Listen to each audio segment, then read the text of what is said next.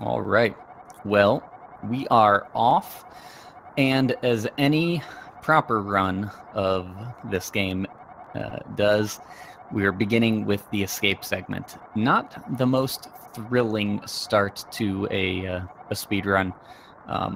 We're limited in what we can do as we have no items and we have no way of moving quickly. So the only real speed tech available to us at this point is something called pumping, which is not terribly interesting. So briefly, I don't know about that. It's quite involved and fascinating to my understanding. It's scientific, but if you're moving to if Link is facing up or left and moving in those directions, you can mash on perpendicular buttons either in the air to move diagonally or against the wall that you're walking against and get little pixel boosts. So you'll kind of see, instead of them walking in straight 45-degree angles in some of these rooms, they'll take different angles that they're achieving by tapping a directional button as well as holding a cardinal, like that. Yeah, and it's kind of funny because obviously it's the beginning of the run, not too many items at your disposal. And so you say it's kind of, straightforward or boring or uneventful, but it's actually, from a player perspective, somewhat eventful, I think. There's a lot of, just little things going into it, trying to not nudge the scenery, the pumping technique, just clearing text boxes, just all the little things that really do go into the run. Yeah, and there are a few quick kill strats, such as the one that we just saw there, where you spin the blue guard to kill him and push him up against the door where you can pick up the key. And there are 2 more coming up with a quick kill on a green guard and another blue guy. And then, of course, the final boss, the ball and chain guard. Yeah, and definitely a boss. That boss has killed some runners on occasion. It can be a little tricky to try to line up properly. All right, both of our runners have swag boom from TM, my man.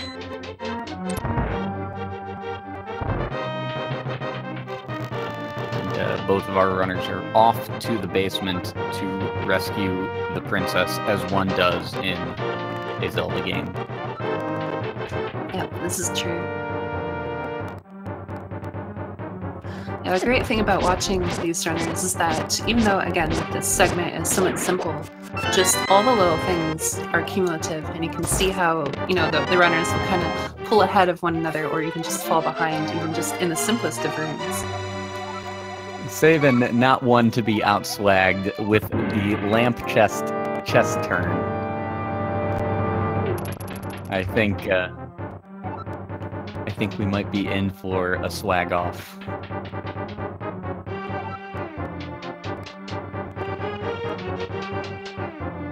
But yeah, like you're saying, it's when you watch an escape segment, there's not much that jumps out to your eye immediately until you try to learn the escape segment. And you'll see both of these guys are going to be well under 6 minutes. They're probably going to be mid to low 550s. And then you try it yourself when you're learning the game, and it takes forever to break 6. Or it takes forever even to get like a right side escape from TheSabin. The wild man. I was unprepared for this turn of events.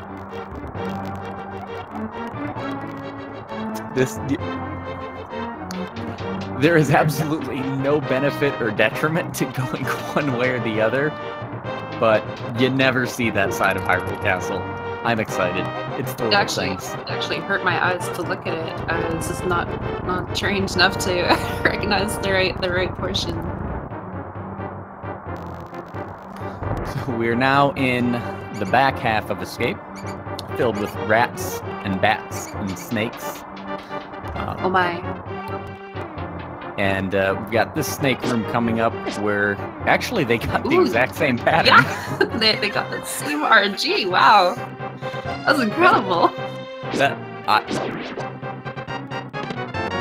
This might This is a good race. This is gonna be a good race. Now, these water rooms, you know, we kind of joke about pumping and its relative unimportance, but in these water rooms, it is actually pretty important to do that. You know, moving in that non-45 degree angle actually saves nearly a second between those, probably 3/4 of a second between those two water rooms, which doesn't sound like much, but this whole game is about saving frames in every room. There's about 525 rooms, and the difference between saving a few frames and losing a few frames in every room, that just piles up. So yeah, the pumping technique itself, if done improperly, can actually lose you time. But in regards to water or stairs, it's much more important, just given the nature of the movement within those two. Yeah. And 554s from both of the runners. Very nice. Now, I would not be surprised if one or both of these skipped the sign cart. I think it would not shock me. Oh, okay, we'll go for it. I was gonna say, like, it's almost like while you're running, it's like you're looking over the other guy. It's like, is he gonna do it? Is he gonna do it? I'll go for it if he does it. But there's a little bit of a delay. They may not be able to see. But love going for the sign cart. Very good safety. Probably the best safety in the game, actually. Yeah, it's you know, the one that I'm loath myself to call it a safety. Because it strikes me as standard equipment, but it is optional. It is something that you take to prevent unnecessary death. It only takes 3 seconds, unlike most of the other safeties in the game, the bottle, the net, powder, that each take, you know, tens of seconds to get. And at the very least, up through Palace of Darkness, it is a nice help to have that extra heart container, since we're not going to be picking up any heart pieces today. Yeah, I mean, in terms of some meals, you know, some people don't put salt into their food, and then for some others, it's, you know, just kind of an essential part of the meal. So I can definitely see how, you know, sign cart, it's a strong go-to. But we are here in our first Light World dungeon, Eastern Palace. Again, we still don't have a whole lot in our arsenal. We still don't have the Pegasus boots.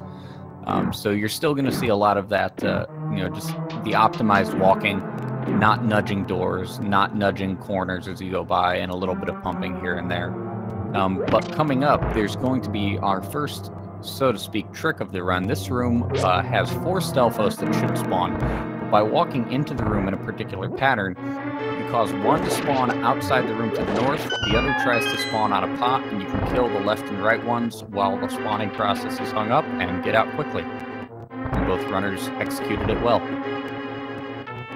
Yeah, and I know there's some, I don't know, controversy, but if one of them drops that magic pot for the final fill-up screen, it can save some time? Yes, so it costs 9 frames to boomerang the magic, and it saves 12 frames to get the small magic. So if you can get that magic, if you can pick it up, then you should, but you shouldn't boomerang it, because you're going to lose 3 frames, I think, is the way the math adds up, or maybe numbers are hard. Yeah. Basically, the more magic you have at the end of the dungeon, the shorter it takes for the magic bar to refill. Yeah. And sometimes the health is a little bit less consequential, just because you do have to wait for the magic bar to fill up. But, you know, the end low fill-up screen can be taken into account for, you know, whether even just grabbing a quick heart is good. Like, have, you know, the heart before blind, considering the health will have to refill anyway. And simultaneous boomerang, or bows. Simultaneous bows there. The sinkage has been very nice this race.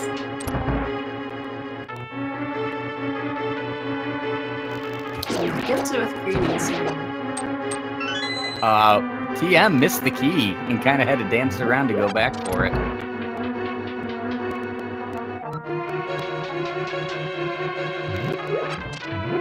All right, so unfortunate for both. So we're coming up next after these cannonballs, a room called the Zelda Gamer Room. Got 2 Stelphos and a Red Igor. The 2 Stelphos can each take 3 different movement patterns. SabIn gets the worst one, where they both walk far. TM gets one of the worst ones, but both of them handle it correctly and move on. TM...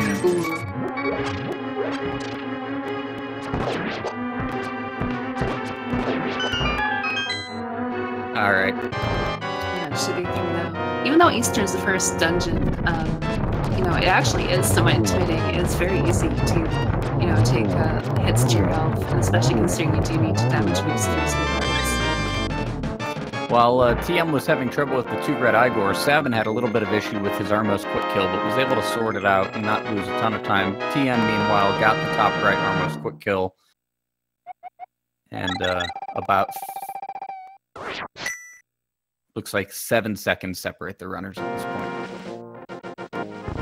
And now we get probably one of the funnest items in the entire game. Yes, the Pegasus boots pretty much define the movement tech from here on out. So, if you're learning this game, you're going to hear the phrase maximize your dashes a lot. The boots are going to be your quickest method of getting from point A to point B, and our runners are going to be focused on starting their dash as quickly as possible and ending it as close to their intended destination as possible. And it'll also allow for the first of our Japanese 1.0 minor glitches, which you just saw from TheSabin and you're about to see from TM, spin speed. By charging your sword and tapping dash the first frame after you release the sword, you get put into a glitch state, and by moving from stairs to flat ground, you activate the spin speed and you're able to move at in all directions at the dashing speed of 4 pixels per frame. Yeah, and so to pair with that, normal movement speed is about 1.5 pixels per frame, averaging out between oscillation of this movement, but with the 30 frames that it takes to charge out the boots, the general rule of thumb to my understanding is you want to dash when your distance is about 4.5 or 5 tiles or more. Otherwise, it's probably quicker to walk. Yeah, and there's also, you know, the idea of whether or not, take into account things like diagonals to get to your destination. There's a lot of thought that goes into, do I dash or do I walk? And luckily with the tools that we have now, like the practice hack, we're able to more accurately time these things out and identify the places that, you know, we're losing time or we can save time in our movement. Yeah, definitely. And there are even some more outlier cases, I do believe, as well. Like when entering the pedestal screens in Lost Woods or Zora's Domain, where you'd actually want to cancel your dash in order to move quicker on the next screen. Yep. Yeah, just a lot of little quirky things to the game that both makes it beautiful and kind of, well, possibly aggravating to some. It's actually one of the most documented. I was very surprised when I got into this game how well documented it was from a code level. So, you know, the understanding of how this game works down to the actual assembly is very high amongst parts of the community.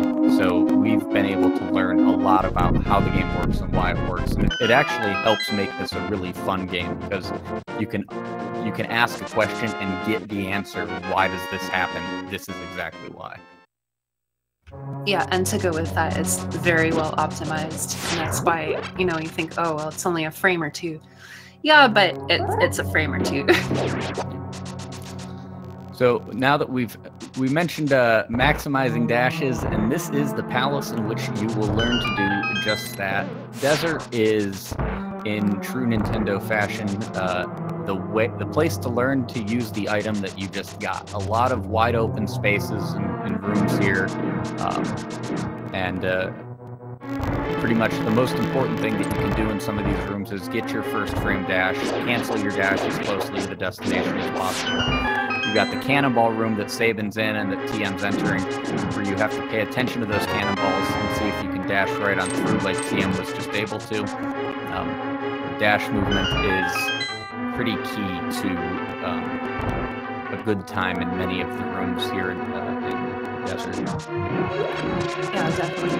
And also to go along with that in this dungeon, the arrows are a key to a good time. Arrow management is very important in this run, and it's quite convenient that we are about to fight a boss that will require some arrow shots, and we're able to get quite a few arrows in preparation for that boss and the future as well. Yeah, Sabin is set up pretty well for arrows. 28 is a good amount. 25 on TM's side is a little bit low. It's enough that he can enter the fight without picking any additional up. But the trouble that he had with the 2 red Igors in Eastern is kind of reflecting in that arrow count. Now, Sabin with the Desert 2 spin speed, a very well executed spin speed there. Yeah, it can be scary because if you misjudge, he might go careening off the edge, and all of a sudden you got to use the book and get back in the dungeon, and it can be a huge time loss. But in terms of item, menuing and management, that's a good screen to use that on in order to try and safeguard against potential fall, and facilitate the trick to save a little bit of time. And speaking of dash-based movement, we're seeing another trick here called the key dash. Sabin's going to line up with these pots and dash into the door.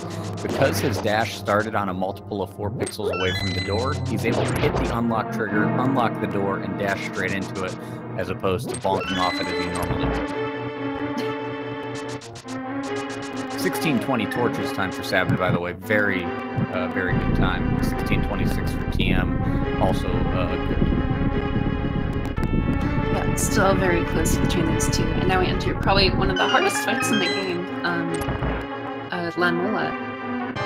It takes 8 sword strikes or 4 arrow shots in order to take out a single Lanmola, and they are rather unpredictable.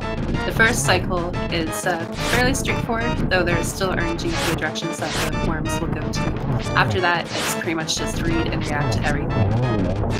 Alright, and a late 4 cycle for Sabin. Looks like a late 4 cycle for TM as well. So it's pretty good. Getting close between the 2 runs.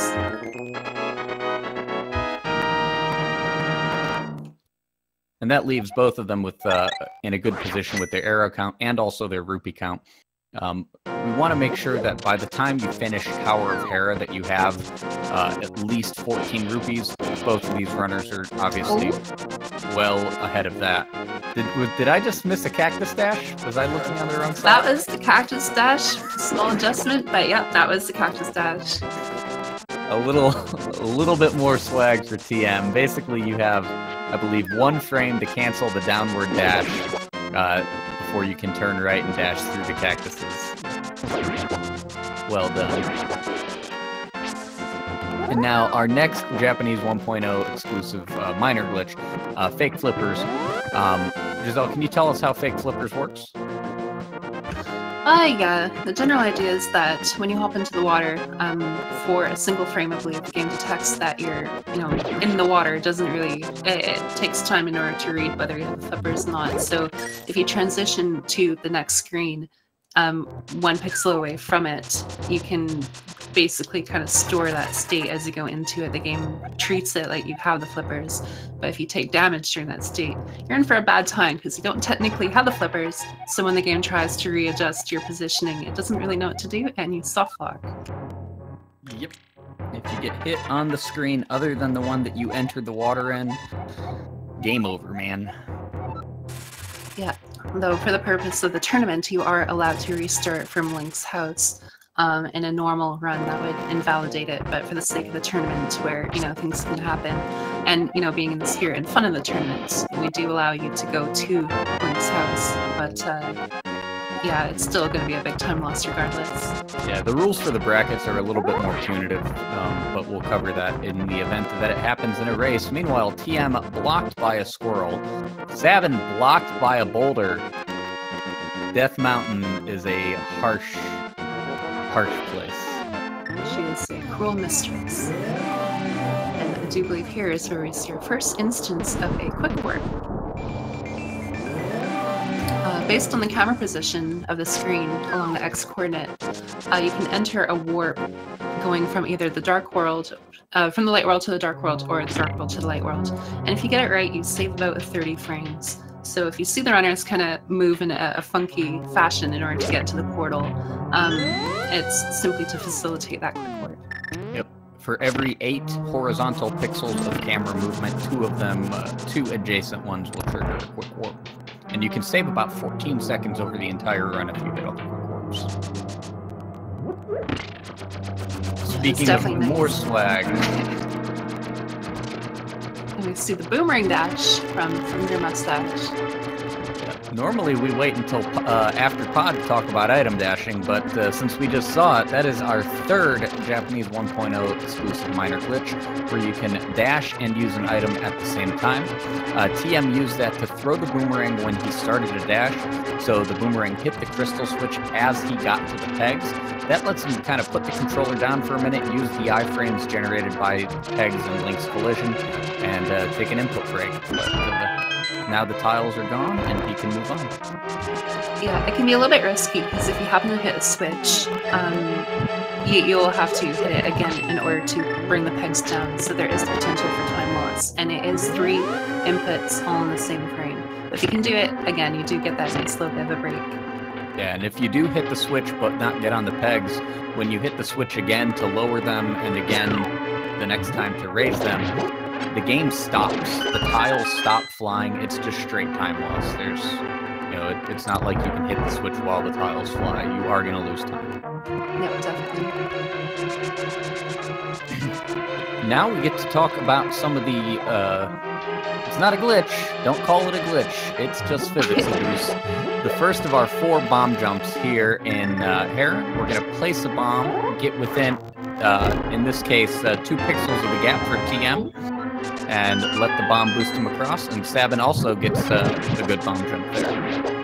Yeah, so we talked about swag off earlier, and I'm seeing thundermustache getting the chest turn, but I think TheSabin is trying to just keep things closer to the chest here.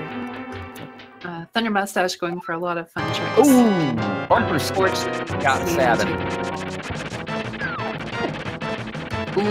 Moldor for thundermustache. Oh my goodness.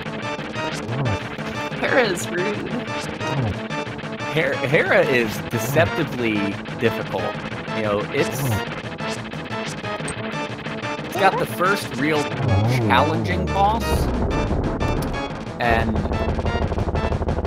a few places that you can just lose a handful of seconds, like that bumper skip fall.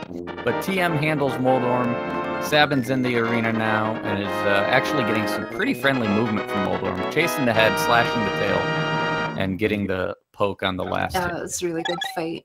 You know, despite the fall, still very close together. Now we got our Master Sword very shortly here. The Blade of Evil's Bane will allow us to enter Aga Tower, and it's just a very nice upgrade to have in general. Meanwhile, TM ran straight into the Rodent of Movement's Bane, the Dead Rock, right outside Hera. TheSabin also going for that spin speed, but can't quite get it. It's okay. Yeah, the only good thing about Dead Rocks is that at least they turn purple. But I think even in spite of that, they're probably most everyone's least favorite enemy. So we talked about rupees briefly earlier, and you just saw TM tug on a tree and some blue rupees came out. So we need 110 rupees to get into pod, and if there are certain trees and other sprites in the game that when you pull on them, they will give you rupees based off of how many enemies you've killed and whether or not you've taken damage since the last time you pulled an item. In this case, we've killed at least 4 enemies, but we have taken damage, so we're going to get 4 blues. That resets the counter, and then through the Lost Woods, we're going to kill 4 more enemies without taking damage. And if you can kill 4 without taking damage, the next tree you pull will be 4 reds. Between the drops that we picked up, the blues from the first tree, and the reds from the second, that will give us the 110, and also 6 free rupees that we'll get in Aga's Tower. That should get us to 110 that we need to get into pod. TM's actually in a good position here with 48. He only needs 3 of the reds, so you should see him pull the tree coming up, but only pick 3 of them up. That'll put him at 108, and he'll have 6 free ones in Aga's Tower. TheSabin's going to need to get all 4 of the reds. Yeah, there are a couple of rupee backups they can do, and even a backup tree pull should it be the case. But yeah, very important to have that money. You don't want to get to the palace and realize, hey, I can't enter and do the speed game. Well, TM didn't realize it because he should have gotten bottom left, top right, but he realized it and left one of them behind. TheSabin getting his 4th kill there.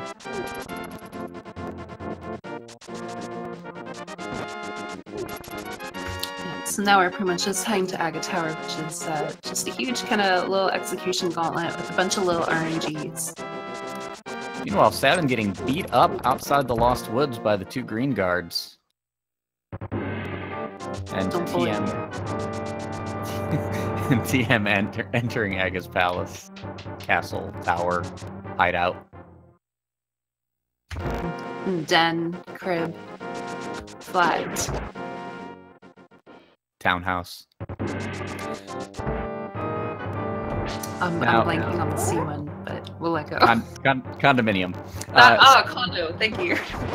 TM did not have sword beams because he also took damage from that dead rock, so he had to use a slower backup strat on those 2 gold guards, and now he's having some trouble with the 2 blue guards.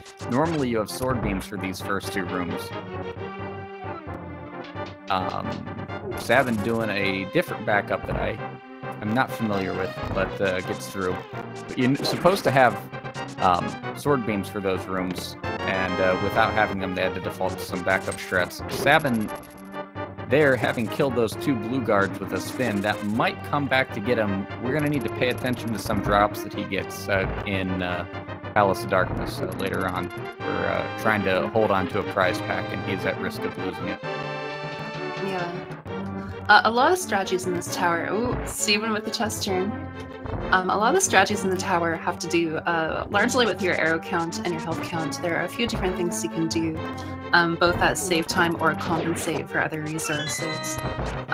So it makes it a very fun tower to do, but it can also be very chaotic. It's easy to lose health and to, you know, overestimate or underestimate your situation. Yeah, this whole dungeon is actually, you know, it looks simple, right? You've got rooms with few enemies and all that, but getting through Aga's tower without losing a ton of time is harder than it looks. All of these rooms have optimizations to them. You know, that circle of pots that TM just got through and that TheSabin's about to enter, that room is notoriously difficult to execute well. You've got to read and react to the guard patterns. You know, when you watch a top runner and a not so top runner side by side, some of those differences appear more glaring. Yeah, it can be really easy to be complacent or just ignorant to the depth of a lot of the game, just because you'll see a good player and everything will just kind of flow like water. You won't really realize all the tech that goes into it. And then if you try it yourself, you're like, oh wow, this is like very much involved. There can be like 4 or even 16 RNGs in a single room, and the runner will get through it flawlessly. And as you learn the game, you find out that you lose the ability to explain things simply. Because you see all the things happening in the room, and you can't just say, all right, go in this room, kill this guy, and move on. You start thinking in terms of frames and patterns and movement and all of these things. Yeah, and yeah, definitely. It's a skill to be, you know, conscientious of your audience, as well as to try to not over or understate some things, because it's really easy to do both.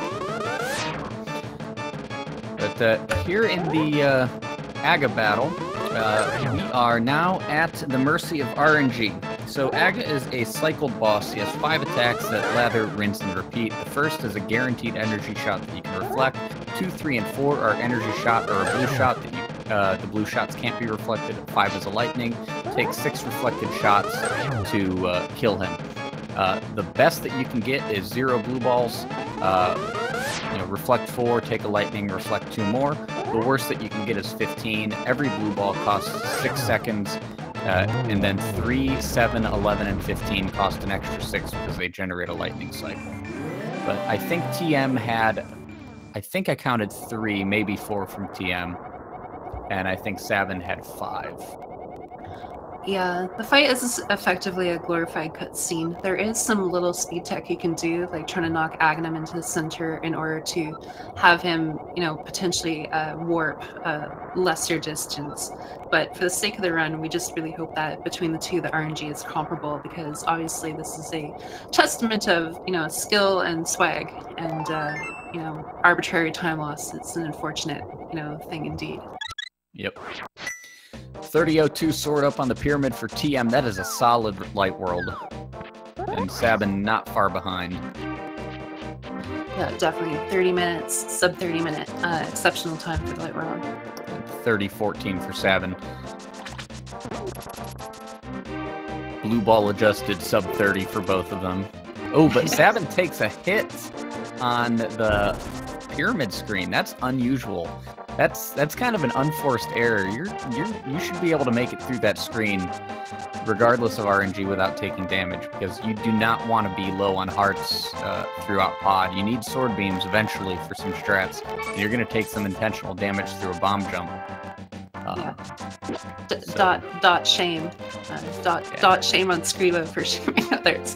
No, but here we get to use our aforementioned 110 rupees, of course, 10 to pay for goods and services of Kiki, and 100 just because.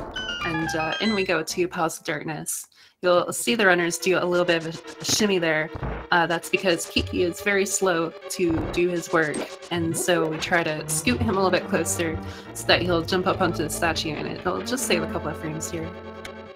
Yeah, one of the things, I don't know, if you've been watching the group stages, one of the things about this tournament is that it was open entry, right? So all you had to do was show that you've beaten the game once, post a PB on speedrun.com, and you were in, right? First 128. So we saw a wide variety of skill levels, coming up through the groups. SabIn, by the way, recognizing that he was low on hearts and recognizing that there was a heart pot in that room and wisely grabbing it. But here in the brackets, to get to this point, there is a level of game knowledge and skill that, is kind of going to be demanded and expected. And there's another unforced error by TM, this time placing the bomb but not picking it up. From here on out, you kind of, you're expecting a level of performance. And if you don't get it, you're not going to advance. So SabIn then bombing himself. This is... That was definitely a Muslim memory thing. Thinking he had the mirror and placing some bombs. Kind of like how Desert was really good for getting arrows, and then of course there are a lot of little, pickups along in the other areas. Pod is really good for getting bombs throughout the rest of the run, but if you place them instead of the mirror, you're going to be a little bit low. Thankfully there are a lot of backups, and Thunder can get 2 bombs here. Unfortunately, misses that one.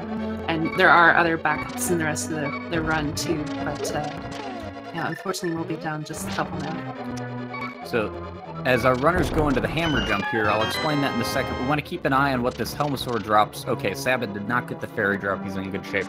So this hammer jump, it's the second of our bomb jumps. You need to get Link to a specific y-axis coordinate, place a bomb, and then you can throw a bomb across to blow the hole, but you need to get Link back to a specific y-axis coordinate and let the bomb boost you directly across, flip into the rail, and you can get that hammer early without taking a trip to the basement. Both runners having a little bit of trouble getting into the correct position, but got it first try, so all is right. Yeah, when you place the bomb cardinally left or right, it doesn't blow you directly left or right. So the little adjustment is in order to facilitate the move, directly across the x-axis to go horizontally, clipping through the rail, and then holding up, you'll be able to just go straight in. Oh, and we've got an archery contest from SabIn. 3 arrows, 2 of them into the chest, and finally gets 1 to the crystal. But that puts him in a problem because we've got mimics coming up, and he needs 4 arrows to kill them. But he's only got 3, and then he needs 1 more for a statue. So we're gonna have to see how he handles this mimics room. Yeah, the nice thing is that these mimics do drop arrows, which we see here. Nice arrow drops from all them, so he was able to buff his count there. But yeah, and again, arrow routing is important throughout the entire run. So being conscientious of that is very important.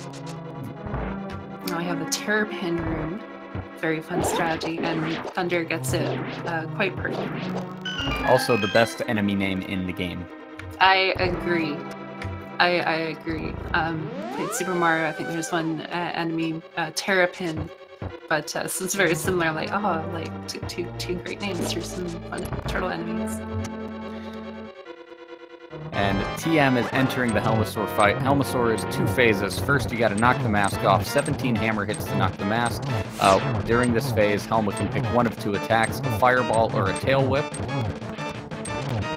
And gets a no fireball phase 1.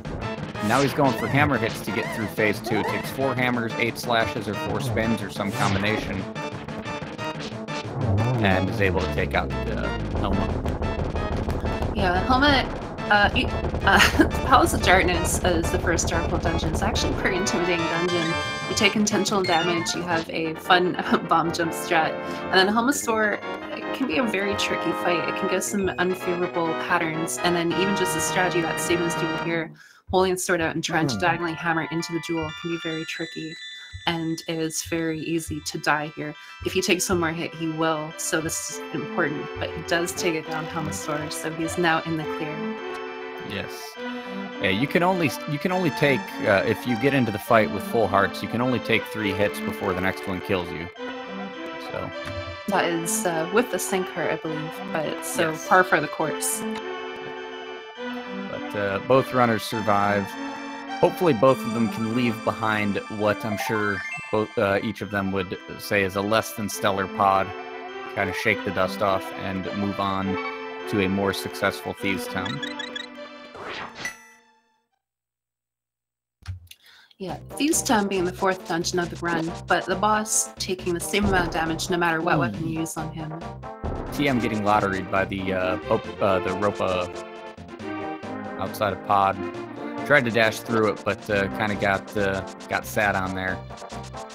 Unfortunate. It'd be interesting if there's a cross species between the Ropa and the Popo and be like a Ropopa or something. I'm kind of wondering how that would look. Oh no! That is not a good hit. Was that the Snapdragon? No. That was the Snapdragon. He didn't cancel his dash and bonked off the ornamental rocks there and got bitten by the Snapdragon. We are down 5 hearts now. Yeah, there's still a chance to get a fairy and some other drops here, but you do not want to take this damage if you can avoid it.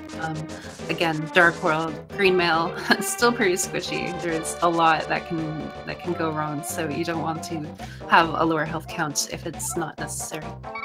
Yeah, we might see. The only real way that TM has to recover health, there's a tree that we're going to pass that he can bonk into and get some apples out of it that restore a heart each. He might resort to that if he does not get a lucky bush fairy. Yeah, it is convenient, although I think it's kind of unfortunate because a lot of these rooms and screens can be quite fun, but having to take a safety like that, it's like, but I don't get to do the fun room anymore.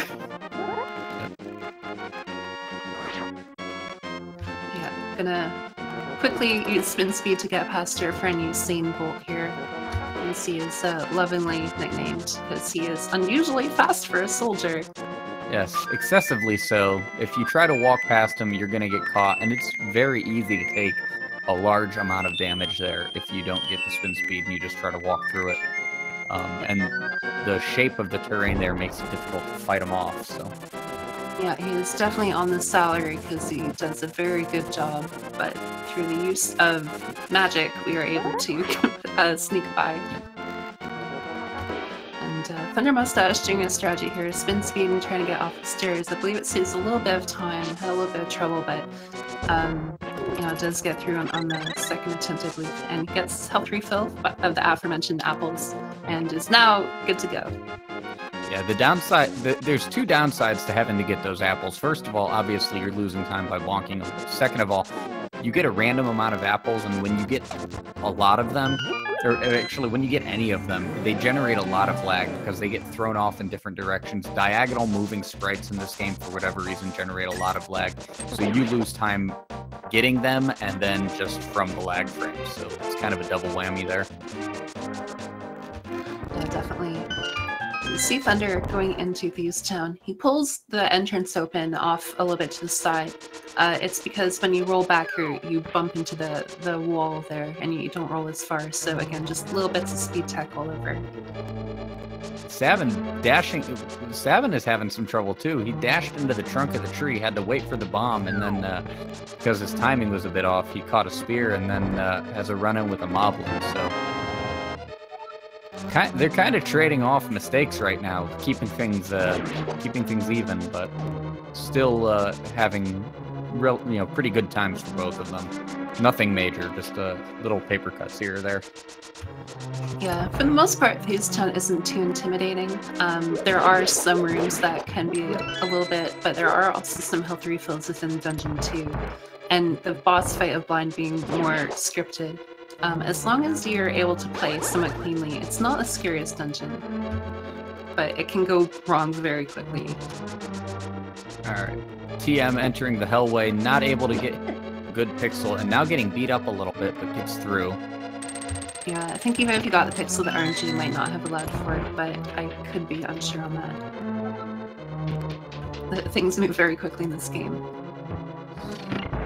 Should also be noted that the stairway that Thunder Mustache just came out of, if you don't hold left or right coming out of those stairs, you will get a little bit of a stair lag, and it'll slow you down a little bit. So you'll see the runners try to always hold left or right, if even only for a frame or two coming out of the doorway, so that they do not get that same type of lag.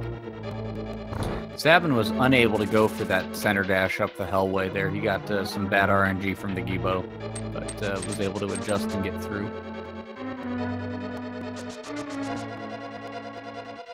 Now that both of our runners have their hole blown open, they can proceed to rescue the mystery girl hanging out in the basement.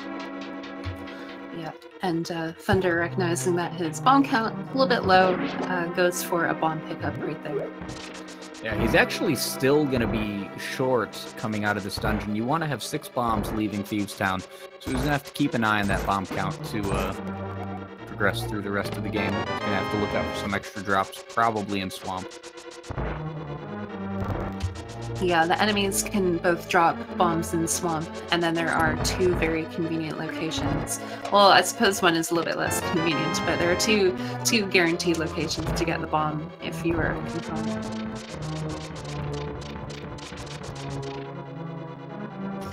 So now that we have the main, we are all good to go. Gonna go beat up that bad guy. We'll be on our way. Yeah, and as you mentioned, the blind fight is able to be scripted. The enemy has a relatively manipulatable AI, where if you do the same thing every time, blind will do the same thing every time. So we try to deliver, and TM is off script right away by releasing that spin, so we're gonna have to keep an eye out here. Yeah, blind would normally go to the right there, but it would go, and in this case, went left. Yes, and then down to the bottom. That's problematic, but yeah. He's got his 9 hits. Yeah, it should be noted that the fireballs, I believe, work in for a cycle of 4 type of attacks. The first 3 will be predetermined shots, and then the 4th will always be tracking. The fireballs themselves do 1 heart damage, but Blind's head and the floating heads will do 2. So in terms of health count, it can rack up very quickly. Meanwhile, Sabin is up to the end, executing the scripted fight well. Took 1 extra hit, but not much loss there. So we are both through Thieves Town.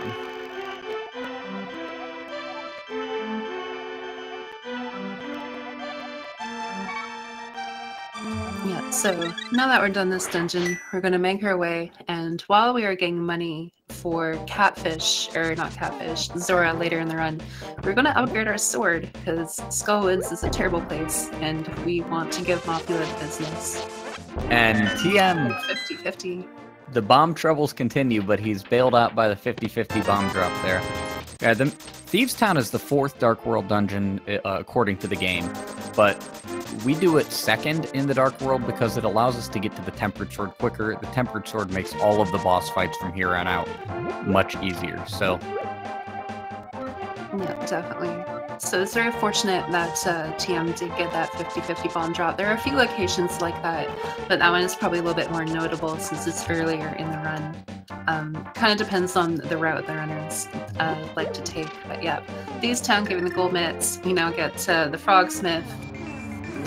If we have one more party member, we might go off to fight Lavos, but in this case we're just going to take him home and we will get our Tempered Sword from the Breadsmiths. Trying to think of where the nearest bucket you could jump into to fight Lavos would be. Not sure. Now, could jump in the well and hope, maybe. Potentially. We are now coming up on the most important screen of the run. Everything up till now doesn't matter. What matters is, do they get the fence dash? PogChampo.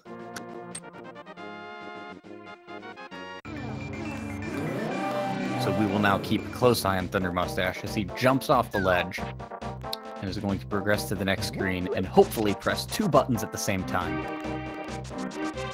And he fails to press 2 buttons at the same time, bonks into the fence post, flies backwards in a fit of shame. Unclean landing. TM, I am disappointed. But there is a glimmer of hope. TheSabin approaches. And he failed the out. troll! Everybody can pack it up and go home. This race, both of them lose.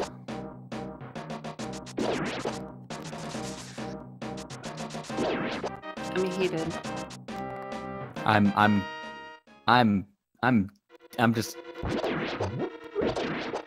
at a loss for words. Of course, the fence dash is just, it's a minor optimization. It looks cool. It's really just pushing 2 buttons at the same. No, Sabin! Ooh, that, wow. He almost saw some of the DLC rooms. Yeah, Skullwood's a very spread out dungeon. Normally, you don't have to go into a lot of it. It's very trolly. Not only is there a lot of scary enemies that do a lot of damage, fairies flying out of bushes, and you know, just varying patterns, but a lot of dungeons is straight up troll or trap rooms that waste a lot of time, and we almost saw one there, but thankfully crises averted. We did just see our third bomb jump from TM, and TheSabin, thank you Mutsky, is now entering Skullwood's bomb jump room as well. Ooh. Oh, he went for the spin setup. Yeah, you need to be within 2 pixels of a hole, well, for a majority of the holes in order to bomb jump across. If you bonk against the wall, the tolerance gets increased to 6 pixels if it's timed well. You can also charge your sword, and Link will not release the spin unless it's on solid ground. So, as a very safe technique, you can charge your sword, walk into the hole, do the little, you know, tippy-toe into the hole kind of animation, let go of your sword, and then go back, and you will be at the very edge of the hole. But it looks like he may have released or not charged it long enough. I'm not sure. TM taking damage too, as well. Both of them are low on hearts. Sabin's got to be particularly careful. He cannot take an overworld death. So he is going to be very safe and go all the way around.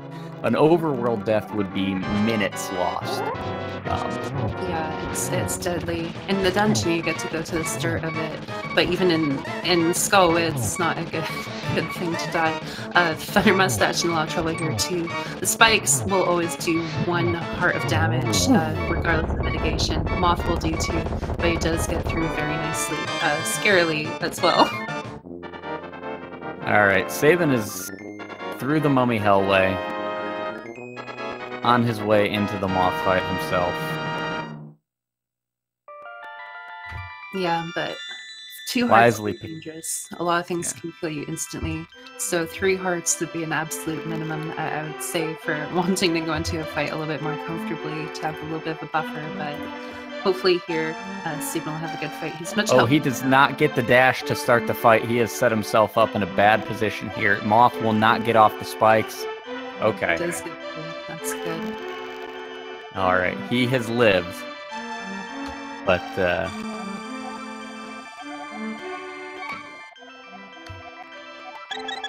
You could also say that has a person really lived until they've been in a situation like that before. But either way, our runners thankfully get out of that fight. and we are now off for our first shopping trip. We are going to stop and throw a rock at a fish and get a tilde. And then we are going to go get some swim shoes. See, I always thought it was tilde and finger webs, but now I need to look that up on Google. I'm pretty sure the E is not silent, but I've been wrong about pronunciation for approximately the past 50 minutes and 25 seconds. So, I mean, I don't know. That's why I'm like, never really considered it. I don't know the language of origin, and there's no squiggle over top of the letter either, so I don't know. English is hard. I've been in 2 spelling bees in my life, and I lost them both in the first round, so. I mean, for spelling bee, taking the intentional dive might be a good thing. TM, like, missing good it. spell. Sorry, okay. Just TM real quick, missed a free quick warp there by not getting the bonk off before the catfish animation started. Yeah, it's kind of funny. When I first started watching this game, I'm like, oh, like, check out the swag strat, just bonk while the animation goes. And then I found out not too long ago that that's actually the quick warp setup. And of course it makes sense because the bonk facilitates a specific X coordinate, again, for the quick warp, but it was just really funny to me. Just watching the run, I'm like, oh, they're just goofing off or doing their thing. It's actually not just the bonk, it's the fact that the bonk is interrupted by the screen shake animation. I believe if you just do the bonk, it does not put you on the quick warp pixel. Oh, that's even learning. Learning is good. We are now getting or having gotten the flippers. Really only needed for Swamp. If it weren't for Swamp, we wouldn't bother with them, but got a couple of rooms that you've got to swim through there. So. Yeah, I remember watching 2016 NMG Tournament, and Blumbunny was talking about how there might be potential for indoor fake flippers, but obviously at this time that is not the case. Yeah, it exists, but it's a ridiculous pain to set up. And I don't know that it falls under the NMG rule set. Yeah, fair enough. But, just as well, the routing to flippers is, you know, there's a lot of fun screens, so I think most tournaments aren't too concerned. Now, the reason we get the flippers at this point is because the warp right outside Zora's domain that SabIn's about to go into, SabIn, sorry, takes you right to Ice Palace, so it's just a convenient bit of routing.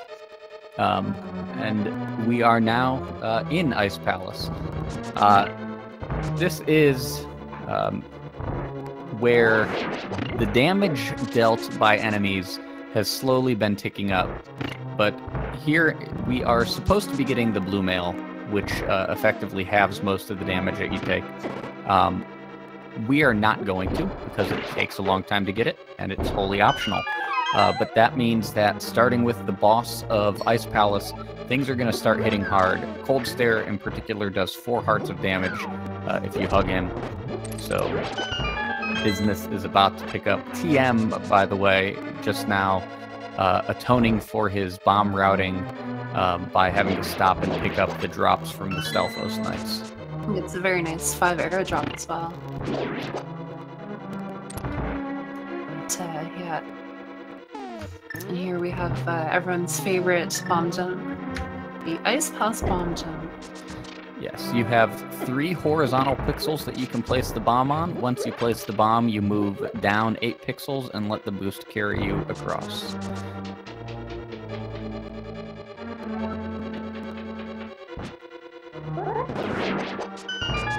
TM executed it well. Sabin is about to go into it and should also have no trouble.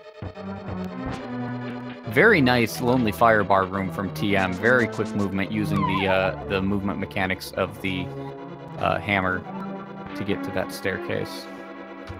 Yep. And TM executing the bomb jump well as well. But now we have Cold Stare. So, Cold Stare, as I said, hits hard. The first phase, you have to get all 8 fire rod shots to melt the ice. If you miss a fire rod shot, you're done. Nothing you can do. Once you get the ice melted, we're going to try to get the puffs up into a corner and kill them quickly. It's a very nice fight too. That was perfect. Yeah, TM using a double poke and then a double spin. Double poke dash with a double spin up in the corner. Very well done, quick kill. Puffs can't hurt you if you don't let them hit you. Think Dorm. And now Sabin is dropping. I'm going to keep saying Sabin because it looks like Sabin. I'm sure he's actually indifferent, but yeah, I think the name has puzzled FS6 players for centuries as well. But oh, Puff's getting away from Sabin here. He's got 1 hit. He's got 2 Puffs down, chasing him down, and gets the kill. Yeah, it's a good recovery.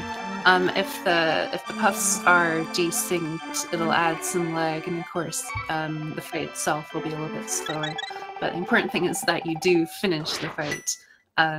Obviously, the magic count is very important. Reaching the dungeon is a massive time loss. So you got through. That's what really matters.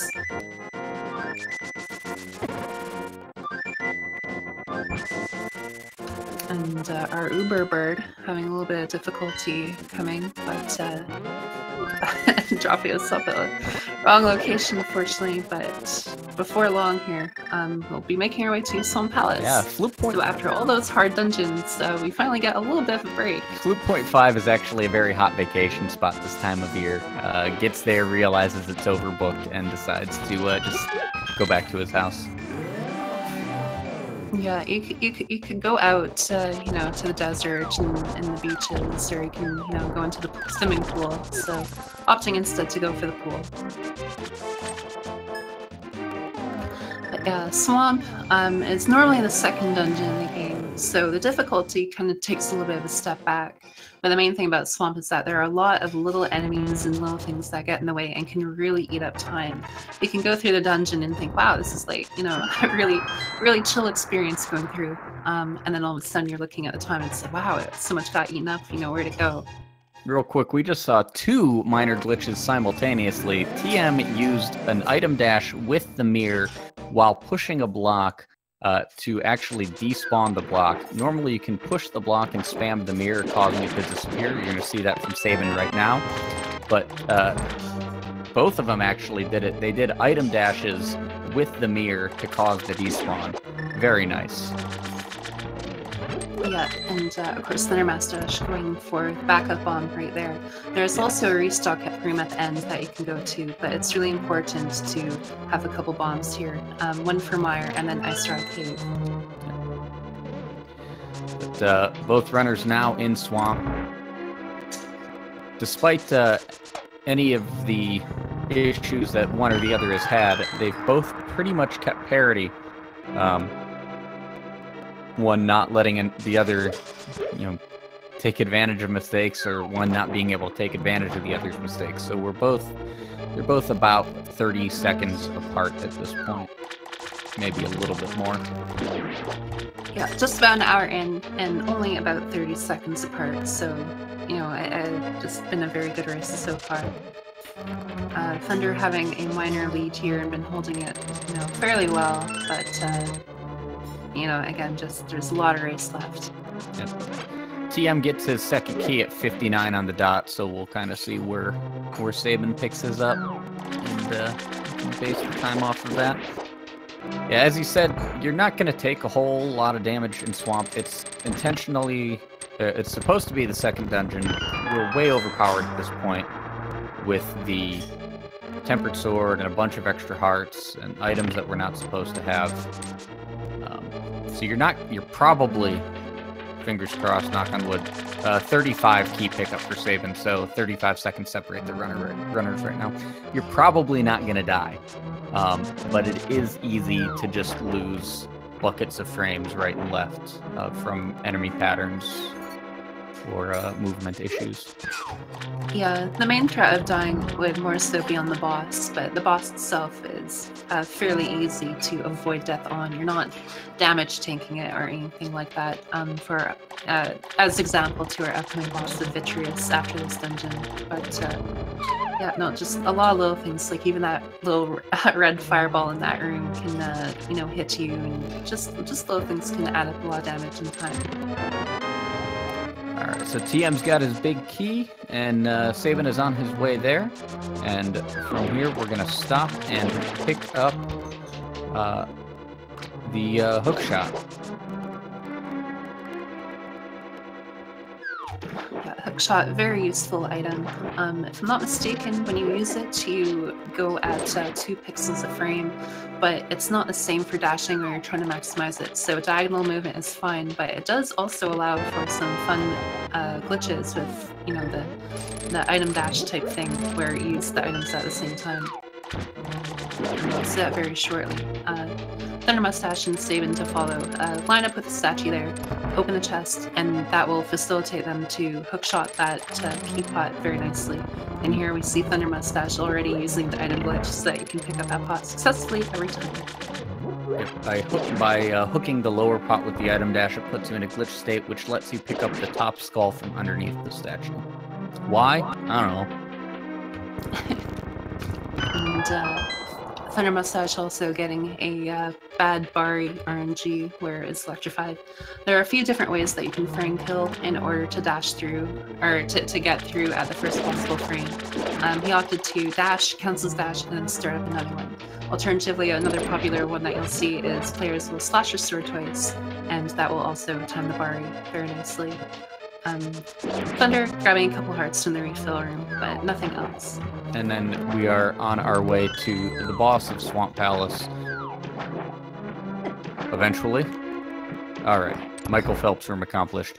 Boss of Swamp Palace is Argus. Let's see what tactic TM takes here. He's going to go for the zero cycle quick kill. He's going to use hook dash just to pull these puffs in. Use the sword held out, gets the zero cycle. Very nicely done.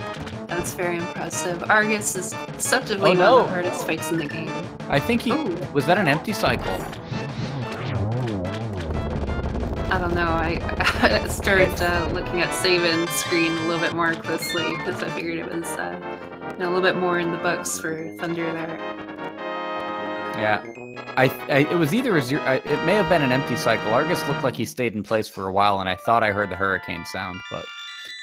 SabIn not going for the zero cycle, going for the more traditional one cycle, just hooks and slashes. Yeah, Argus isn't a hard fight, but in order to do it optimally, it is probably one of the harder fights.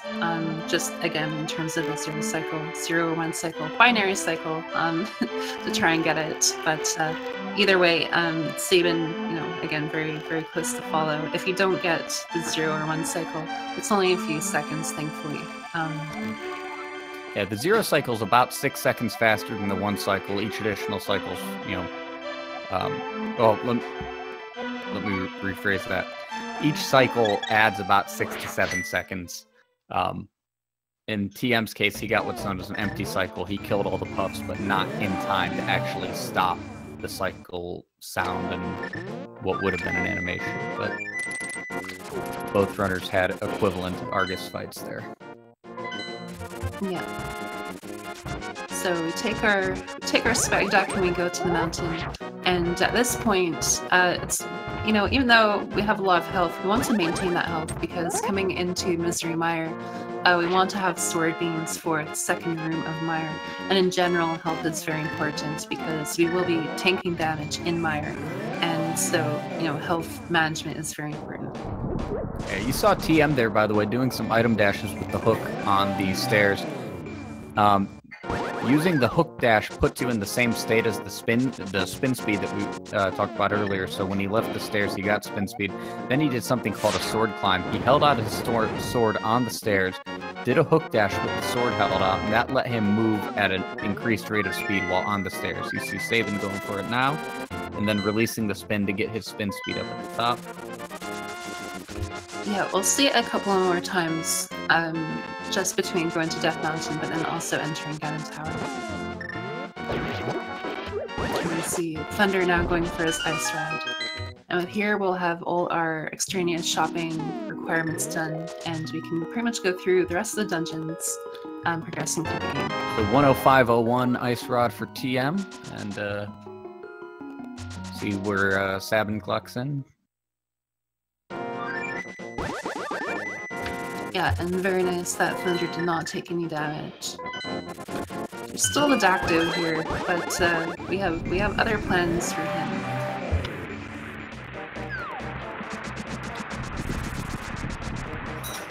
Actually, I don't think it looks like Sabin is saving the Ice Rod for later. Well, there goes all your fancy numbers right out the window. It's unfortunate. Now I have no baseline for comparison. Nope. I mean, the run was over at Fenstash anyway. It's true. Just for fun. But yeah, so while the Sabin will appear to be ahead, he is actually still behind because he does need to pick up those items. But, and here in the second room of Mire, we're going to see Sabin went for a quick kill, was able to kill all of the Wizrobes on their first spawning cycle. TM had a little bit of issue, had to wait for the last Wizrobe to spawn one more time. Mire is a dungeon that you have to keep an eye on your hearts in. You're going to take some intentional damage the next time we revisit the spike room. We're going to take 3 intentional hearts of damage, and then we're going to take at least 4 intentional hearts of damage on the boss fight. So knowing that, and knowing that there's a few enemies lying around that can do 3 hearts of damage in this dungeon, you really want to keep an eye on your health. Going into the Vitreous fight in a low health situation is very stressful. Going into the Vitreous fight with less than 4.5 hearts is just time consuming. So. Yeah, definitely. This dungeon, I almost say, is kind of soothing in some ways. It's, you know, you're just kind of going through a jaunt through the labyrinth. But again, yeah, health is the big factor, and there are some places where you do take intentional damage. So any unintentional damage just escalates it. And the main thing, not only is the nerves, but the time loss from it. You can still get through, but time becomes the big issue. As well, Vitreous can be a little bit unpredictable, so you just don't want that added mental stress. Yeah, I'm checking right now on what TM's real PB is, because he is on pace for a low 128, high 127. You know, we kind of gauge by when you light those torches in Mire, and then you can finish the run in approximately 20 minutes from then. And with a low 107 torch lighting time, that puts him on pace for a 127, which would be, according to speedrun.com, a significant PB. See if I can get a handle on what his actual current PB is. Okay, I'm told it is the 129.53, so keep an eye out on the left side of your screen, because despite the hiccups that he's had, TM is on quite the pace for himself right now. Yeah, definitely. Unfortunately, Sabin bonking there will take a few extra hits. You can get another heart refill right here, thankfully. So he's sitting at 8 hearts, which is technically healthy, but still you want to be careful. Ideally, you would want to go into this fight with Vitreous with at least 7 hearts, and any more is a bonus. Yeah, the Vitreous fight, it's It's not scripted, but there is a technique that you can follow that you should be able to get through the fight if you have 4.5 hearts. Okay, it looks like TM's current PB is a 128.32, so he is still on PB pace. He could get a high 127 or a much lower 128 with this run if he finishes up strong in T-Rock and Ganon's Tower. Yep, definitely. TM getting an extra bomb drop, whereas SabIn got an extra heart drop. So Thunder dropping the bomb to switch to the fire rod and shoot the switch. SabIn, you know, of course, is getting extra heart, which will help for this fight. And I believe you save 10 frames for every extra heart that you have, or in terms of the refill. In this case, it won't matter because the magic refill will outpace the heart refill. Yeah, but normally it would be about 10 frames. SabIn having a very clean, victorious fight. TM having a little bit of trouble here. He's got to keep an eye out because any hit from a little eye will kill him now. Yeah. He did enter it a little bit healthier, so his count isn't. Ooh, that looked a little ambiguous, but his health count is a little bit higher, but thankfully he gets to. Yeah, the thing to keep an eye out though is his arrow count is lower than he would like, because he's going to want 18 by the time he gets to Ganon's Tower, or to the Ice Armmost in Ganon's Tower. He's only going to have 10 in guaranteed pickups that he can get, so he'll have to find some more, either going out of his way for an arrow pickup in Turtle Rock in the pipe room, or picking up some extra arrows in Ganon's Tower. But now we're going to see that the Ice Rod kind of even things back out. You're going to see it swing back to TM's side as SabIn's going to detour over to get the Ice Rod, which is required exactly 2 uses, no more, no less. 2 uses minimum, and then you never have to look at it again. If somebody ever finds a way to kill Trinex without getting the Ice Rod, they will be celebrated for years to come.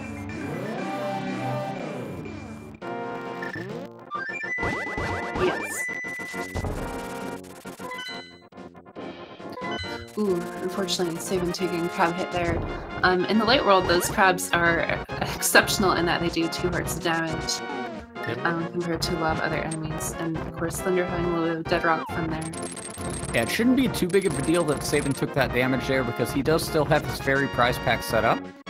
So he's going to take intentional damage in one of the early rooms of Turtle Rock, but he should be able to get a fairy pretty quickly from a single pokey that is going to be in one of the first 5 rooms. Yeah, the real meta is taking intentional damage outside Turtle, but yeah, there's lots of intentional damage taking within Turtle. The roller room, and I think that's it actually. Those squirrels are the real final boss. I'm bonking off of one of them. Yeah, they fiercely guard the B-52 dungeon. Now. So. The hottest peg puzzle since Cracker Barrel.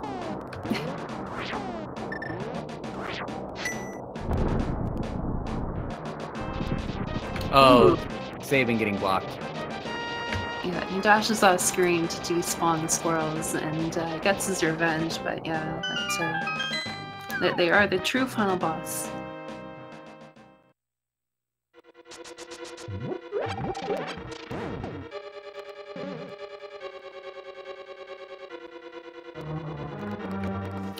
So here we'll see Thunder going to this torch area, and he will take 1 heart by hookshotting the torch in order to fall to the hole to get to the entrance a little bit quicker. Then after there is the roller pin room, and typically runners will take 3 hearts of damage from those roller pins. So already off the bat, we are taking 4 hearts of damage into this dungeon, and then we have probably the most dangerous room in possibly an entire game with the chain chomps. 113.25 key get for TM. Let's see where SabIn is. I think we got about 30 seconds difference right now. Now, I don't know where I'm pretty sure TM is also in a good place for the prize pack, but he's not taking any chances. He's going to grab that heart and the magic. And then takes a heart of damage from the jelly. Yeah, it's a little bit of a judgment call. If you slash the bar while it's electrified, you will fall off the platform. But if you tank it, you will not. And then if your platform is resting, you'll if you tank the damage, you'll fall. But ooh. Uh-oh. Okay. So TM's got to be careful here. Yeah. Oh, yeah, he's down to 1 heart. I was gonna say he thankfully got a good RNG on the chain jump after, because it went up. It could have still sniped him there. But yeah, taking another hit, he cannot afford any more hits. Obviously, he did get the fairy prize pack too. And there is only 1 heart pickup that he's gonna stumble across. He's going to get those arrows, so he'll be set for. He'll have 21 for the ice arm most fight. He'll be fine. But now he's just got to worry about getting there without dying. Sabin also getting his fairy drop. No chances being taken, just busting out the fire rod to clear that pokey out. But there's still a lot of dungeon left. They can attempt to take a safety door later in the dungeon if they want to. In the event that they die and they respawn, but that's, yeah, this is just a dicey and potentially very big time costing situation. And considering the pace that Thunder is on, he may be brave and attempt to just muscle through. Well, a tournament race is not the time to fight for a PB. I'm gonna say that it would be poor decision. There is a pokey to the face. That is a thing that you have to look out for. He tried to be safe going in there and using the fire rod to clear out, but you have to be careful about firing the fire rod straight down, because you are not assured of taking out both parts of the pokey, and it's going to ricochet right back up at you. That is unfortunate. Now, luckily, he did get the big key, so he's not set back as much as he would be, but Sabin is now definitively in the lead. And with full hearts, and TM taking another hit from the chomp, so he is down to 3 hearts again. It is quickly the issues are piling up on the left side here. That is why I will always say that there is no such thing as a race that is over until one of the runners has touched the Triforce. There is so much that can happen in this game.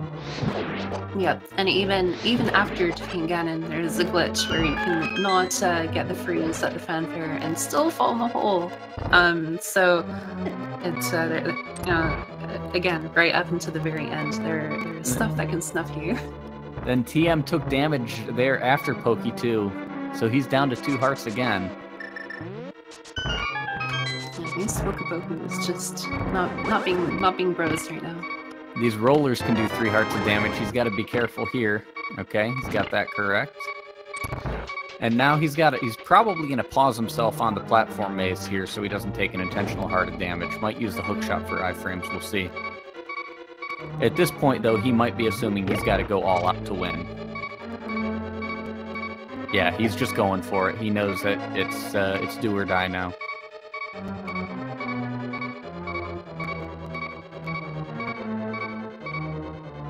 So Sabin is now entering the Trinex fight. This is heart-only use required of the Ice Rod. We've got a Fire Head, we've got an Ice Head, we've got a Rock Head in the middle. So we're going to use the Ice Rod here to take care of Fire Head. Sabin playing this safe, going with the front door. It's a little bit slower, but a lot harder to mess up. And with the hard situation he's in, now he does have to look out for his magic, but he gets through. The hard situation he's in, he wasn't really at risk of dying. Yeah, and here for Thunder, he's entering the fight. Did make it through the laser bridge, which was really good. And so, you know, hopefully everything will go smooth for both racers. Alright, TM went for the back door, but he was 1 pixel off of dashing into that foot. That was... TM is just going for it. He knows he has to go for it. So yeah, he's going to set up now. Really good too. He's going to set up now for the spin on Trinex. As soon as the shell disappears, he releases the spin, gets 2 quick hits, and turns and slashes. Alright. That was so scary. like, if he had not gotten the double there, he was done.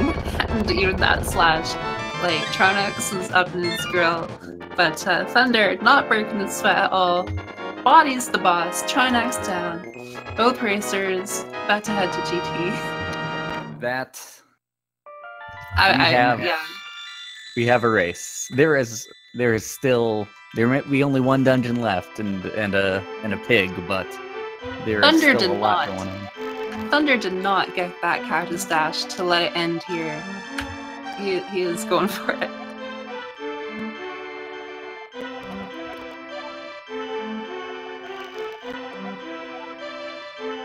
But yeah, TheSabin making his way through the Grandma Centaurs here, going into the crystal cutscene. I believe if you cancel your movement right before the cutscene with a down diagonal, you can save a couple frames in terms of lag. Alright. Just because you don't have the sword out. 1:19:15 sword up for TheSabin, 1:19:41 sword up for TM. 26 seconds separate the runners here. We are still very close, but we are now in Ganon's Tower. Objectively the best dungeon in the game. It is fun to practice, fun to execute. It is difficult, but both of these runners, TheSabin with his experience with no EG getting through the dungeon with 5 hearts, thundermustache with his experience with low percent getting through the dungeon under-equipped. Both of these guys know what they're doing. Let's see if their game knowledge can bring them to victory here as we get down the home stretch. Yeah, definitely. GT has a lot of fun rooms. Keep an eye on this room that TheSabin's in. He's going to throw the boom, many to the hook over to the pot, let the hook carry him through the pegs while the boom hits the crystal switch, and then get out of the room. Yeah, end of the game, they kind of throw everything at you, but you also have everything with you. So coming into the tower, there are, you know, again, a lot of fun rooms, a lot of little different things you can do. You're putting many of your items to use and using them in a very creative way as well. Yeah, unfortunately, with 26 seconds behind, TM cannot let the unforced errors continue to pile up, and right now he is kind of doing that with the mishap with the crystal switch in the previous room, and then he went for a diagonal boom instead of the standard strat on the double crystal switch room. He's kind of letting it... It's starting to get away, but again, one bad room could be the difference. If TheSabin has trouble, that's... Yeah. Oh, and TheSabin just barely avoiding the bubble, thankfully. Heading into the Armos refight. Yep, the gimmick here in... Oh, go ahead. The gimmick here in GT is Light World boss refights, and we're going to start off with Armos. This time he is on ice. We're going to take a... Ooh, TheSabin lets it get away from him. And he is... Okay, he's got enough arrows to clean it up, but the thing about this Armos fight is how long you stay in the Armos fight dictates the patterns that you're going to see in Ganon. I don't know if he was in the fight long enough to cause a bad pattern on Ganon, but we'll have to keep an eye out. Yeah. Meanwhile, TM going for the 10 arrow chest, he doesn't need it. Takes unneeded damage there to do that. That was an interesting decision. I mean, sometimes they do things that kind of psych you up as a player, and you know, doing something like that, trying to get you know, the arrows, going for stuff like that, shows that the player is still having some, you know, having some fun. That they do have some, you know, a bit of a calm disposition left. So yeah, looks like he was making a calculation: is that arrow chest faster or slower than the 10 arrow chest after the big key? And he must have thought that he can get that 10 arrow chest faster. So because he skipped the next one. TheSabin getting through the spike trap room, meanwhile TM into Mimics, cleaning up Mimics 1 very well. That was very good. And then into Mimics 2, gets through that without taking any damage, but TheSabin is onto the gauntlet. 5 rooms, each progressing in difficulty. Kill all enemies to proceed. We start off with conveyors, then we add in a Beamos, then we add in another Beamos, then we start adding in ice, and then we just fill the whole room with ice. Meanwhile, you've got enemies darting all over the place. Yeah, it's always funny to me because obviously each room, each antecedent room gets a little bit more difficult, and they throw more elements, you know, spikes, conveyors, lasers, and whatnot. Finally, you're in this 4th room with ice, and you're like, how could it get any worse? And the developers spent more ice. Just filled the entire room with ice. And thankfully TheSabin gets through, and now we're on to our second Light World boss refight as TM continues to battle through the gauntlet. Lamola's too. This time, though, you have a fire rod, so it's kind of a joke. You just set yourself up and unload the clip on him. Yeah. Magic, watching magic is still important. There is a small refill in here, but we will need a little bit of magic for the upcoming torches, and as well using Samaria to take out these Vizrobes, putting the cane to, you know, its developer intended use here. TM also getting a good pattern on land mode 2, is able to just throw a spin and 5 fire rods at him. And Sabin is proceeding to climb the tower onto the torches. Gonna go right, top, left, bottom. Yeah, and this is a very dicey room here. Magic is very important. If you lose your magic here, it is a major time loss, but Sabin getting through, not a problem. Picking up the magic refill that's going to be needed for the next torch room. Sabin entering this torch puzzle at 124.50. And now we're on to our our second to last Light World boss refight. It is Moldorm 2. See how our runners choose to approach it.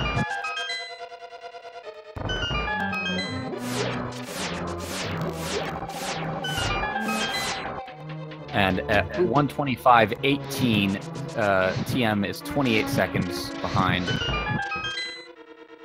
Yeah, Sabin having a little bit of bad luck with Moldorm here, just kind of tailing onto him. Little things like that, especially at the end of a race here, is very important. Again, the big thing for these two runners isn't necessarily a PB or anything like that. It's a tournament setting. They are trying to finish before the other. So little things like that are huge, and especially going into these latter portions, you know, different cycles of Aga, Ganon, we don't want to lose time at this end. There's not much to make up. TM also getting a poke on Moldorm, so he's spending a little bit more time. Oh, and down goes TM. That is unfortunate. Meanwhile, Sabin is in the last Light World boss refight, Aghanim, but this time there's 3 of them. Only one of them can be damaged. Takes 6, again, reflected shots to kill the real Aghanim. Yeah, normally you want to slash Moldorm and then do a charge spin or a different combination of the two so that Moldorm does not get to the rage cycle, but that was not the case here. So unfortunately Thunder taking a fall, but you know, still not too far from Sabin, but these final moments are where everything's very crucial. Yeah, but Sabin is through the Aghanim 2 fight and on to Ganon with a full magic and plenty of hearts. So now it is down to execution. So the Ganon fight is a 4-phase fight. You have to do 12 slashes worth of damage to clear the first 2 phases each. So we're going to use a combination of spins and slashes to get through that. And then we'll be on to the 3rd phase where we just have to slash him 1 time at each of his warps. So he's going to do 2 slashes there, get a double spin in, gets a good pattern here, uses some double spins and slashes. Ooh, takes an unfortunate hit there. He does still have a fair bit of health, but this is the end of the game. Game expects you to have a lot of health, possibly blue or red mail. He didn't get the 1-in-1, so he's got an extra Ganon cycle going on here, so that's some time lost right there. And now he's got these unpredictable bats that he has to dodge. He's going to try to use his hook shot if he needs to. There's the hook shot. Ooh, that was really close. Just barely missed the slash. And if you do not slash Ganon quick enough in phase 3, that ring of fire will spawn. If you hit him soon enough, it will never spawn. Yep, so now in phase 3, Sabin's got 2 hits in. Meanwhile, TM's going to try to get to the 1-in-1. Yeah, I believe Ganon has a 50-50% chance of warping. So there is still a little RNG here. So, you know, again, Thunder can make up a lot of time. And he gets through the 1-in-1, so he makes up some time there, but is it too late? We will see. Sabin gets the free spin coming out of phase 3 and is going to go for the torch glitch here. And yeah, he's... Sorry, yeah, he's just not having a good time with these warps here. This is not helping him, unfortunately. So the torch glitch, if we light that left torch before the right one goes out, you never have to relight the right torch. So now it's just 12 spins. Got to keep the left torch lit to damage Ganon.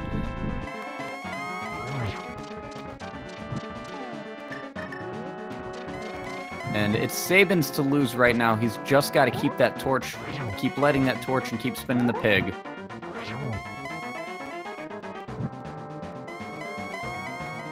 It's about 8 spins for Sabin. I think that's 9.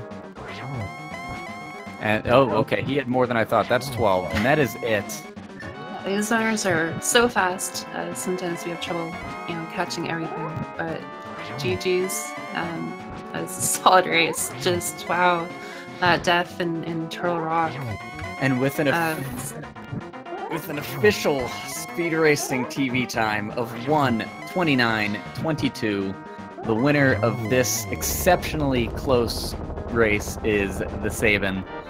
And right behind him, finishing up with a speed racing TV time of 1 hour, 29 minutes, and 47 seconds. Thunderbolt finished in second place. 25 seconds between the two runners. Again, from the start, we knew it would be a close race, but 25 seconds. Let's see if we can get these guys in for...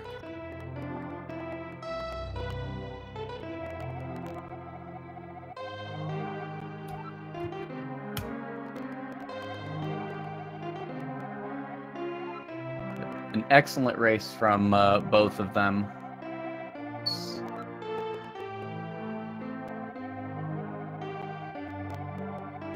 see if I can get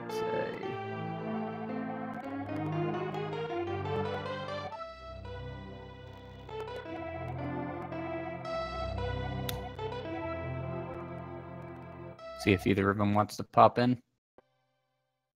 So with that, let's take a look at the bracket and see what we've got.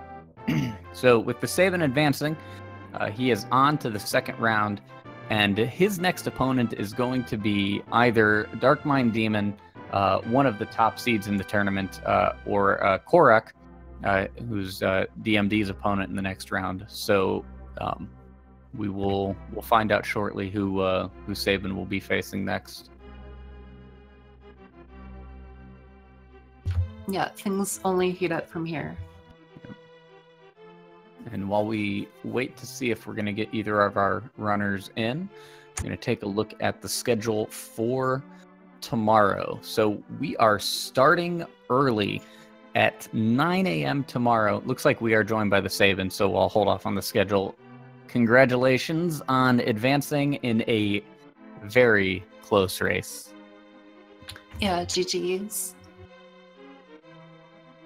Oh, if you're talking, you are muted. I see you talking, but I can't hear you, yeah. Want to do this? There you go. Hello. Alright. Good games again. Yeah, I saw that TM died, and that's probably what caused him the loss. But I think TM is a better runner than me right now, so he was able to catch up a little bit, but in the end, yeah. It was pretty much a 50-second swing right when it happened. You were about 25 seconds behind, and from that point you were about 25 seconds ahead, and you pretty much maintained that lead. He had started catching up, but then he took a fall on Moldorm 2, and then you didn't get the 1-1, so it kind of tightened up even more there at the end. But it was a very exciting race, wire to wire. Yeah, What most definitely. what caused TM to die on T-Rock? He The went... Hokuboku body part.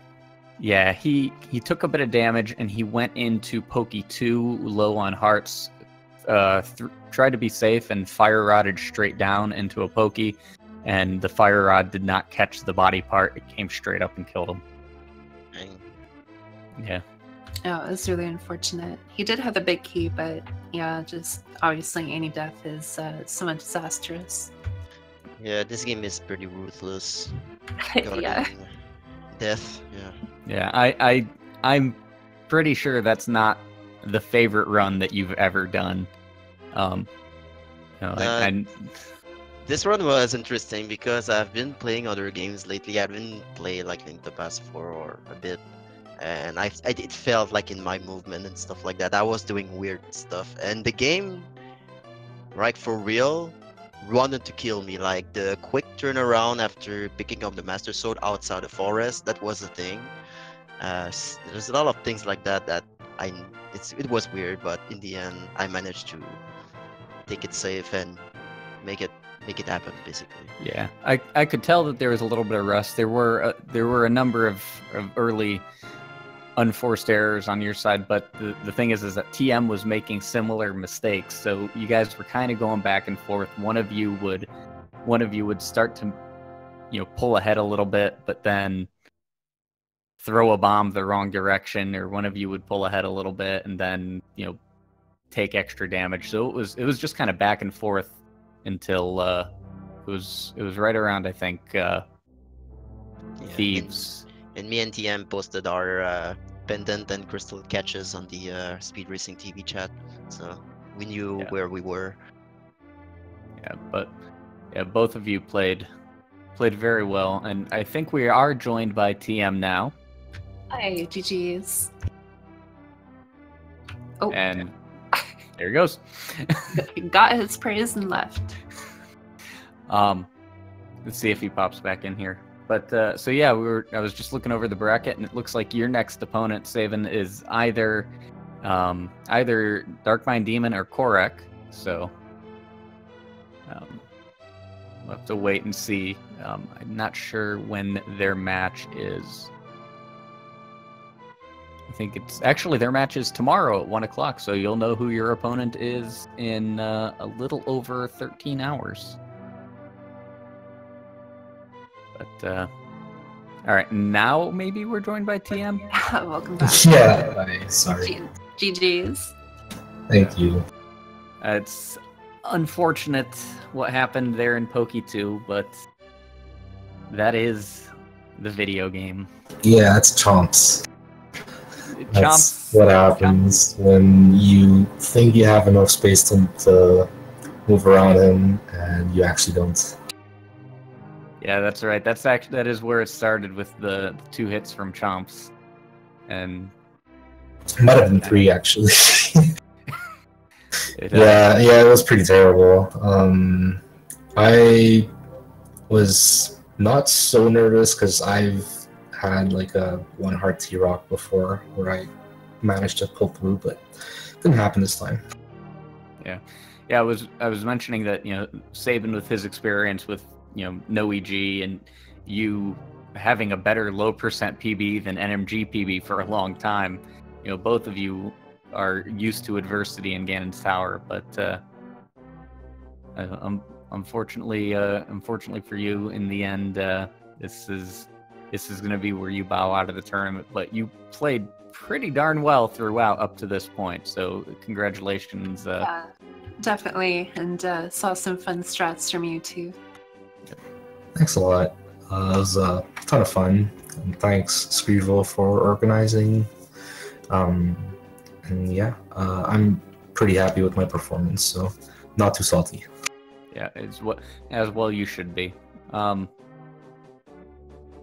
So, any final thoughts from either TheSabin or TM?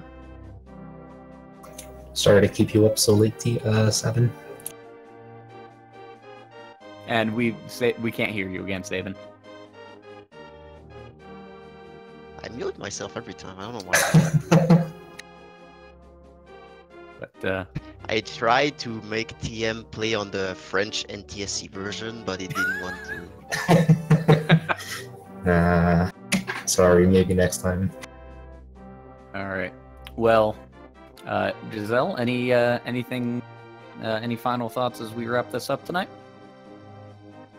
No, just want to say thank you to everyone, and of course to our runners. It was a lot of fun watching you too, and just really appreciate the opportunity and everything. And of course, thank you guys, everyone that put so much work into getting the tournament going and having it together. Just a labor of love. And for my part, I'm just saying thank you. Well, let's take a look real quick at the schedule before we sign off for the night. As I said, tomorrow morning we're going to get started bright and early at 9 a.m. Eastern on Speed Gaming 1. We've got Mike the Viewer versus Skarsnik. Going to take a little bit of a break after that, and then at 1 o'clock Eastern we've got Korik versus Darkmind Demon on Speed Gaming 3. At 4 o'clock we've got a double. We've got Ace. We've got a single. We've got Void and Elminster. I think that Super Taylor is unable to stream right now, and we're working that one out. So at 4 o'clock, we've got Void versus Elminster RTA. At 9 o'clock, we've got Giselle. We were going to have Giselle versus Ivan. Ivan's having computer troubles and had to bow out of the tourney. Tomorrow's schedule's all jacked up. But we're going to wrap up at 11:30 with Ninnies versus Super Nintendo Chalmers. And so...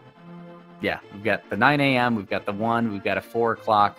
Take a little bit of a break after that, and then we're back with you at 11:30. So Link to the Past throughout the day tomorrow. Of course, we've got the Spring Randomizer Tournament that you'll find all over the Speed Gaming networks. We've got... there's other stuff going on right now. There's a Wings of Vi tournament. I think there's still Hat in Time going on. Plenty of stuff on Speed Gaming. Hit that schedule as well. Shantae, yes. There is always people playing video games fast here across the Speed Gaming family of networks. So, with that, I would like to say congratulations to Sabin on advancing, and GG to TM for a race well fought. Thank you, Giselle, for joining me for allowing me to join you on commentary. You were here first. I just mooched. I was ready for the solo, but then I was pleasantly surprised to have the duo, so that was very nice. But that will do it for us in the NMG tournament for the night. I have been, and will continue to be, Scrivo. Good night, everybody. Good night.